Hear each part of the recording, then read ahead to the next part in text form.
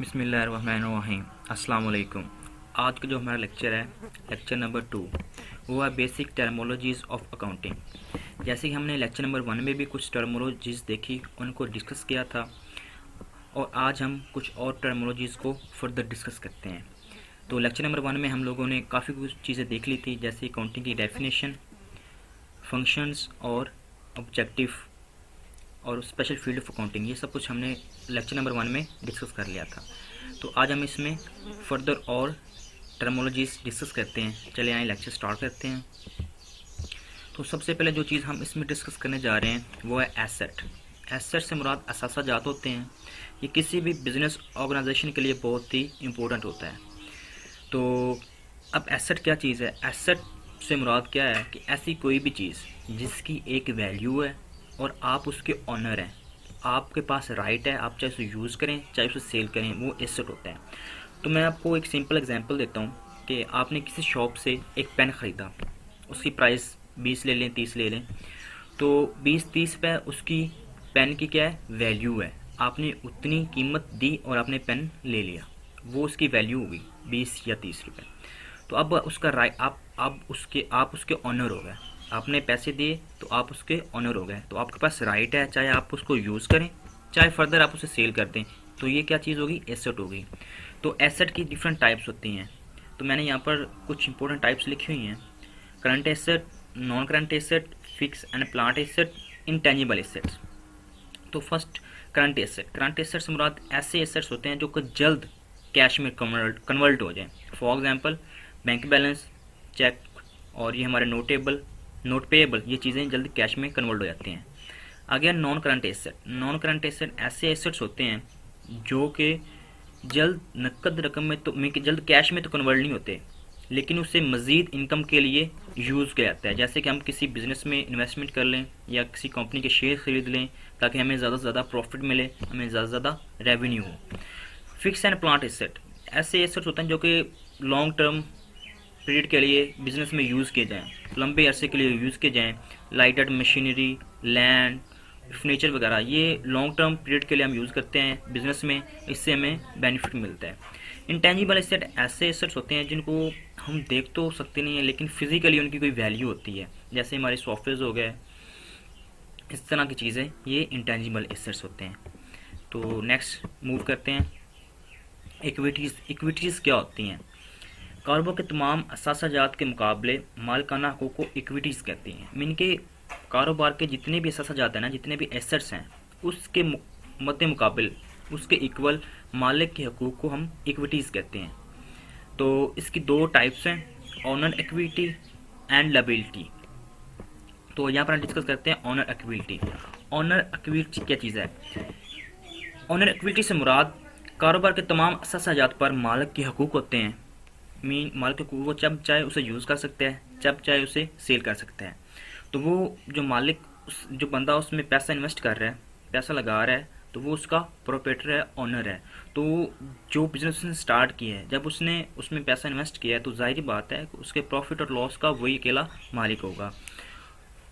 तो इसको हम ऑनर इक्विटी बोलते हैं। तो नेक्स्ट हम चलते हैं लायबिलिटीज़ की तरफ। लायबिलिटीज़ क्या होती है? लायबिलिटीज़ वाजिबात होते हैं जो कि आपकी फर्म्स या आपके ज़िम्मे होते हैं, जो आपने किसी को अदा करने होते हैं। देन आपने किसी बंदे से अपनी फर्म के लिए या अपने लिए कोई चीज़ परचेज़ की है, तो आपने वो चीज़ क्रेडिट पर ली है, उधार ली है, तो उसे हम लायबिलिटी बोलते हैं, वाजिबात बोलते हैं। देन आपने वो उसे पे करने हैं फर्दर टाइम पीरियड में, जो टाइम पीरियड आपने डिसाइड किया है, तो उसे हम बोलते हैं लायबिलिटी। यहाँ पर एक डेफिनेशन भी दी हुई है: it is the claim of the outsider against the asset of the enterprise. These are called external equities. It may be of two following types. Mean दो टाइप्स, एक है शॉर्ट टर्म करंट लायबिलिटी, दूसरी है long term liability. अब short term liability mean current liabilities क्या है? ये होती हैं कि कुछ अरसे के लिए, मीन के 1 माह से लेकर 6 माह तक, या 6 माह के से लेकर 1 साल के दरमियान में, कि जो थोड़े अरसे के लिए ली जाएं, उसे हम बोलते हैं करंट या शॉर्ट टर्म लायबिलिटीज़। अब लॉन्ग टर्म लायबिलिटीज़ क्या चीज़ है? लॉन्ग टर्म लायबिलिटीज़ जो कि लॉन्ग पीरियड के लिए, मीन 1 साल से 5 साल तक, इस दौरानिए दरमियान जो चीज़ हमने परचेज़ की है उसके पैसे हमने या उसकी चीज़ जो भी हमने उसका बैलेंस अदा करना है, देन उसे बोलते हैं long term liabilities. For example that कि आपने अपनी ऑर्गेनाइजेशन के लिए एक दूसरी ऑर्गेनाइजेशन से फर्नीचर ले लिया, तो आप उनको बोलते हैं कि हम आपको इसकी जो भी वैल्यू है, जो भी प्राइस है, वो आपको आज से 2 साल बाद पे कर देंगे। तो वो आपका क्या होगा, लॉन्ग टर्म लायबिलिटीज़ हो गया। अगर आप बोलते हैं कि हम आपको इस फर्नीचर के जो वैल्यू है, जो प्राइस है, वो आपको 2 माह के अंदर या 2 माह के बाद पे कर देंगे, देन वो आपकी short term liability mean current liabilities हो गई। लायबिलिटी से मुराद वाजिबात होते हैं जो आपकी फर्म्स के ज़िम्मे होते हैं, जो आपकी फर्म ने अदा करने होते हैं किसी दूसरी फर्म को या किसी दूसरे पर्सन को। अब आते हैं ड्राइंग्स। ड्राइंग्स क्या होती है? ड्राइंग से मुराद जब ऑनर एक बिज़नेस में अपना कैपिटल इन्वेस्ट कर रहा है, इन्वेस्ट करता है, वो इन्वेस्ट कर रहा है अपने बिजनेस को इंक्रीज़ करने के लिए। देन अगर ऑनर को कभी ज़रूरत पड़े वो अपने बिजनेस से कुछ पैसे ले ले अपने पर्सनल यूज़ के लिए, देन उसको ड्राइंग्स बोलते हैं।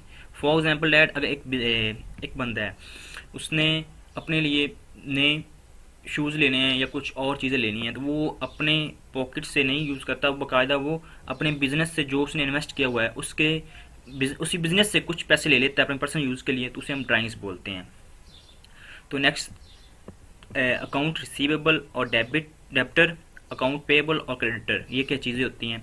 देन जब हमने बिज़नेस स्टार्ट किया और फिर हमने क्या किया कि हमने कोई चीज़ सेल की है किसी बंदे को, और वो चीज़ सेल कर दी हमने ऑन क्रेडिट, उधार दी है, तो हम उसे बोलते हैं अकाउंट रिसीवेबल, क्योंकि वो हमारा डेबिट हो गया, हमारी इनकम इंक्रीज़ हो रही है, हमने कोई चीज़ सेल की है तो हमारी इनकम इंक्रीज़ हो गई है, तो वो हम क्या बोलते हैं, it is a treated as current asset, उसे हम करंट एसेट की तरह ट्रीट करेंगे। क्योंकि अकाउंट रिसीवेबल ये है कि वो कभी भी हमें पैसे दे सकता है, उसका ये तो नहीं कि वो हमें पैसे नहीं देगा, लेकिन इसका ये तो है कि वो हम कभी भी पैसे हमें मिल सकते हैं, हम उसे एज अ ट्रीट करेंगे करंट एसेट की तरह। तो इसीलिए हम उसको जब एंट्री उसकी पास करेंगे या उसको हम किसी अकाउंट में लिखेंगे तो हम उसको एसेट साइड की तरफ लिखेंगे।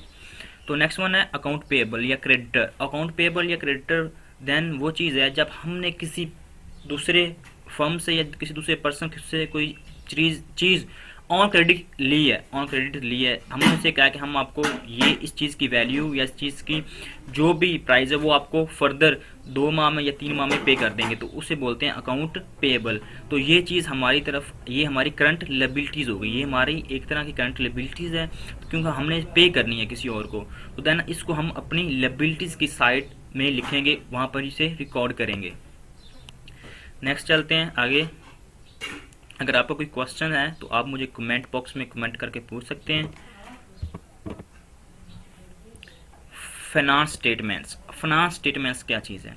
फाइनेंस स्टेटमेंट से मुराद ये है, जैसे कि मैंने डेफिनेशन भी दी हुई है, it the statements prepared at the end of counting period to know the net result of business and the finance position are called finance statement. Finance statement क्या चीज़ है? फाइनेंस स्टेटमेंट से मुराद है कि हम किसी भी ऑर्गेनाइजेशन, किसी भी फर्म या किसी भी कारोबारी इदारे की मौजूदा सूरत हाल जानने के लिए फाइनेंस स्टेटमेंट तैयार करते हैं। इसके ज़रिए हमें क्या पता चलता है कि इस फर्म की क्या सूरत हाल है। तो ऐसे ये फाइनेंस स्टेटमेंट से मुराद ऐसी हिसाबात या ऐसी स्टेटमेंट होती है जो साल के एंड पर फर्म तैयार करती है, और उसको इस चीज़ का पता होता है कि उसको कितना नफ़ा हुआ है, कितना प्रॉफिट हुआ है, कितना लॉस हुआ है, और वो किस सूरत हाल में अभी वर्क कर रही है, किस सूरत हाल में अभी तक खड़ी हुई है, उसे हम बोलते हैं फाइनेंस स्टेटमेंट। अगर फाइनेंस स्टेटमेंट बनाने के लिए हमें 2 चीज़ रिक्वायर्ड होती हैं, एक होती है बैलेंस शीट, दूसरा होती है इनकम स्टेटमेंट। तो बैलेंस शीट और इनकम स्टेटमेंट के बगैर हम लोग फाइनेंस स्टेटमेंट्स बिल्कुल नहीं बना सकते, और ना ही हमें इस चीज़ का इल्म होता है कि हमारी जो ऑर्गेनाइजेशन है, जो हमारा कारोबारी इदारा है, वो किस स्टेज पर खड़ा हुआ है और इसको इस साल में कितना नुकसान हुआ है और कितना प्रॉफिट हुआ है। तो बैलेंस शीट और इनकम स्टेटमेंट ये दोनों चीज़ें होती हैं जो हम मिल के, इन दोनों को मिला के हम लोग क्या करते हैं, एक फाइनेंस स्टेटमेंट रेडी करते हैं। अब देखते हैं बैलेंस शीट की डेफिनेशन।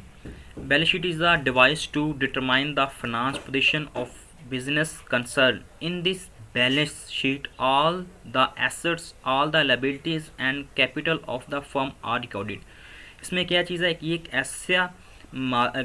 ऐसा गोशवारा है जिसमें कारोबार के माली हालात जानने के लिए हम लोग एक साइड पे क्या करते हैं, अपने एसेट्स लिख देते हैं, और दूसरी साइड पे क्या करते हैं, हम अपनी लायबिलिटीज़ लिख देते हैं। इससे हमें ये नॉलेज मिलता है कि हमारी फर्म किस कंडीशन में, किस जगह पर स्टे किए हुए है। दूसरा है इनकम स्टेटमेंट। इनकम स्टेटमेंट की डेफिनेशन देखें, the statement of income and expenditure is called as income statement. It prepare to ascertain the net profit net loss for the period. इसमें क्या है कि हमें इनकम निकालने के जो हमारी रेवेन्यू है उसको और हमारे अखराजात को आपस में क्या करना है, माइनस कर देना है। हमने जितनी नेट इनकम कमाई है, नेट इनकम से क्या करना है कि अपने अखराजात को, एक्सपेंस को माइनस कर देना है। जो हमारे पास रिजल्ट बाकी बचेगा वो हमारा नेट रेवेन्यू होगा, उसे हम बोलते हैं इनकम स्टेटमेंट। तो नेक्स्ट डिस्कस करते हैं अकाउंटिंग साइकिल। अकाउंटिंग साइकिल क्या है? एक सीक्वेंस है, एक सीक्वेंस के हिसाब से जो हमारे बिजनेस पे डेली ट्रांजैक्शंस हो रही हैं उनको एक कंप्लीट सेट बना के उनके मुताबिक जो बुक्स हैं उनके अंदर लिखना, उसको बोलते हैं अकाउंटिंग साइकिल। डेफिनेशन देखें, the sequence of recording business transaction in complete set of books and preparing various statements और reports in called accounting cycle. Mean के एक सीक्वेंस है, स्टेप बाय स्टेप ट्रांजैक्शन को डिफरेंट बुक्स में लिखना और उनको एनालाइज करना अकाउंटिंग साइकिल कहलाता है। तो सबसे पहले क्या चीज़ होती है, जब कोई भी ट्रांजैक्शन होती है तो हम उसका जर्नल बनाते हैं। जर्नल के बाद हम उसको जर्नल से लेजर में ट्रांसफ़र करते हैं, लेके जाते हैं। उसके बाद लेजर के बाद हम उसे ट्रायल बैलेंस में लेके जाते हैं। ट्रायल बैलेंस के बाद हम उसको एडजस्टिंग एंट्रीज करते हैं। एडजस्टिंग एंट्रीज के बाद हम उसकी वर्कशीट बनाते हैं। वर्कशीट के बाद हम उसको फाइनेंस स्टेटमेंट उसकी क्रिएट करते हैं। उसके बाद हम क्लोजिंग एंट्रीज क्रिएट करते हैं। देन लास्ट पे पोस्टिंग क्लोज ट्रायल बैलेंस हम तैयार करते हैं, जिससे हमें पूरा ओवरऑल आइडिया मिलता है कि हमारी फर्म और हमारी ऑर्गेनाइजेशन किस स्टेज पे खड़ी है और उसने इस साल के एंड पे कितना प्रॉफिट, कितना लॉस और कितना कुछ अर्न किया और कितना कुछ इसने खोया है। तो ये था अकाउंटिंग साइकिल। तो आज हम इस लेक्चर में जो टर्मोलॉजीज थी उनको डिस्कस किया। तो अब हम नेक्स्ट लेक्चर में फर्दर इन स्टेप्स को, जर्नल को, लेजर को, ट्रायल बैलेंस को, एडजस्टिंग एंट्रीज को, इनको डिस्कस करेंगे, इनको लेके चलेंगे, इनके प्रैक्टिकल्स भी करेंगे। तो जो लोग इस चैनल पर नए हैं वो चैनल को लाइक कर दें और साथ ही प्लस बेल आइकन को प्रेस कर दें। अगर आपका कोई क्वेश्चन है तो आप मुझे कमेंट बॉक्स में कर दें।